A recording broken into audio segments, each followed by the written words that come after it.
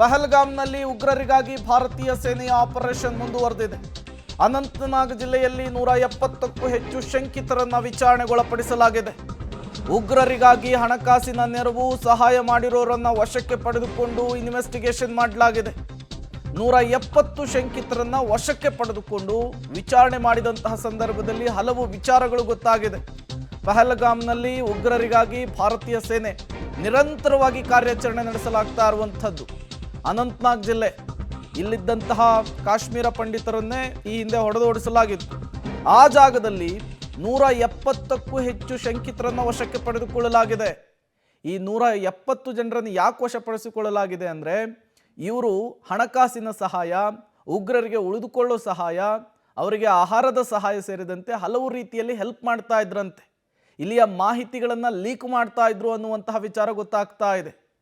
ಅದಕ್ಕಾಗಿಯೇ 170 ಜನರನ್ನು ವಶಕ್ಕೆ ಪಡೆದುಕೊಂಡು ವಿಚಾರಣೆಗೊಳಪಡಿಸಿದಂತಹ ಸಂದರ್ಭದಲ್ಲಿ ಉಗ್ರರ ವಿಚಾರಕ್ಕೆ ಸಂಬಂಧಪಟ್ಟಂತೆ ಮತ್ತಷ್ಟು ವಿವರಗಳು ಭಾರತೀಯ ಸೇನೆಗೆ ಸಿಕ್ಕಿದೆ ಅನ್ನೋದು ಗೊತ್ತಾಗ್ತಾ ಇದೆ.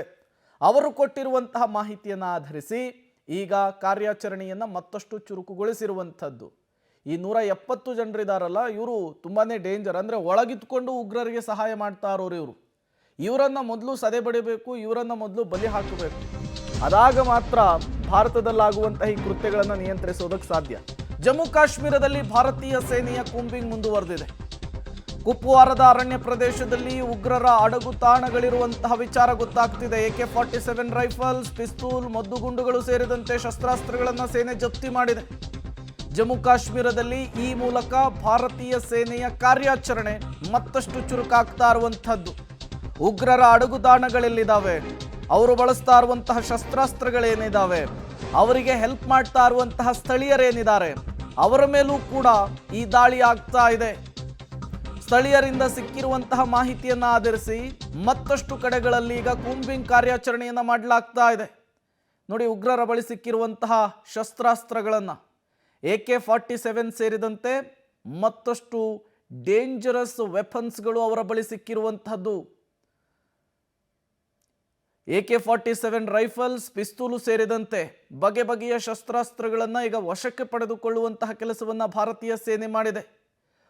ಕುಪ್ವಾರದ ಅರಣ್ಯ ಪ್ರದೇಶದಲ್ಲಿ ಉಗ್ರರ ಅಡಗುತಾಣದ ಮೇಲೆ ದಾಳಿ ಮಾಡಿದಂತಹ ಸಂದರ್ಭದಲ್ಲಿ ಅಲ್ಲಿ ಸಿಕ್ಕಿರುವಂತಹ ವೆಪನ್ಸ್ಗಳಿವು, ಅಲ್ಲಿ ಸಿಕ್ಕಿರುವಂತಹ ಶಸ್ತ್ರಾಸ್ತ್ರಗಳಿವು, ಇವುಗಳನ್ನು ಈಗ ಸೀಸ್ ಮಾಡುವಂತಹ ಕೆಲಸ ಆಗ್ತಾ ಇದೆ. ಮತ್ತಷ್ಟು ಈಗ ಶೋಧವನ್ನು ಚುರುಕುಗೊಳಿಸ್ತಾ ಇದೆ ಭಾರತೀಯ ಸೇನೆ ಅನ್ನೋದು ಗೊತ್ತಾಗ್ತಾ ಇದೆ. ನೋಡಿ, ಯಾವ ಪ್ರಮಾಣದಲ್ಲಿ ಶಸ್ತ್ರಾಸ್ತ್ರಗಳನ್ನು ಅವರು ಶೇಖರಣೆ ಮಾಡಿಟ್ಕೊಂಡಿದ್ರು ಅಂಥೇಳಿ. 4-5 AK-47 ಸೇರಿದಂತೆ ಬಗೆ ಬಗೆಯ ಬುಲೆಟ್ಸ್ಗಳು ಕೂಡ ಅಲ್ಲಿ ಸಿಕ್ಕಿರುವಂತಹದ್ದು. ಈ ರೀತಿಯ ಶಸ್ತ್ರಾಸ್ತ್ರಗಳನ್ನು ಈಗ ಸೀಸ್ ಮಾಡುವಂತಹ ಕೆಲಸ ಆಗಿದೆ.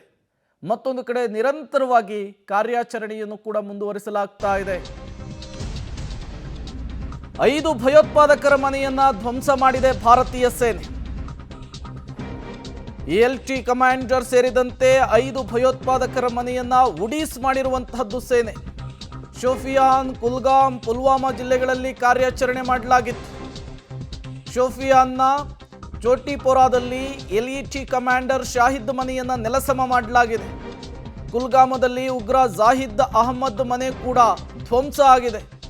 ಪುಲ್ವಾಮಾದಲ್ಲಿ ಉಗ್ರ ಅಸಹನ್ ಉಲ್ ಮನೆ ಮೇಲೂ ಕೂಡ ದಾಳಿಯನ್ನು ಮಾಡಲಾಗಿದೆ. ಮತ್ತೊಬ್ಬ ಉಗ್ರ ಹರೀಸ್ ಅಹಮದ್ ಕಚಿಪುರ ಮನೆಯನ್ನು ಕೂಡ ಧ್ವಂಸವನ್ನು ಭಾರತೀಯ ಸೇನೆ ಮಾಡಿದೆ ಅನ್ನೋದು ಗೊತ್ತಾಗ್ತಾ ಇದೆ.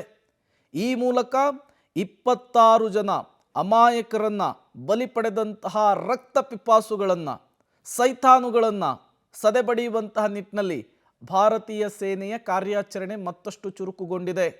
ಕೇವಲ ಭಯೋತ್ಪಾದಕರು ಮಾತ್ರ ಟಾರ್ಗೆಟ್ ಅಲ್ಲ, ಭಯೋತ್ಪಾದಕರಿಗೆ ಸಹಕರಿಸೋರು, ಅವರ ಕುಟುಂಬ, ಅವರ ಮನೆಗಳನ್ನು ಕೂಡ ಟಾರ್ಗೆಟ್ ಮಾಡಲಾಗ್ತಾ ಇದೆ.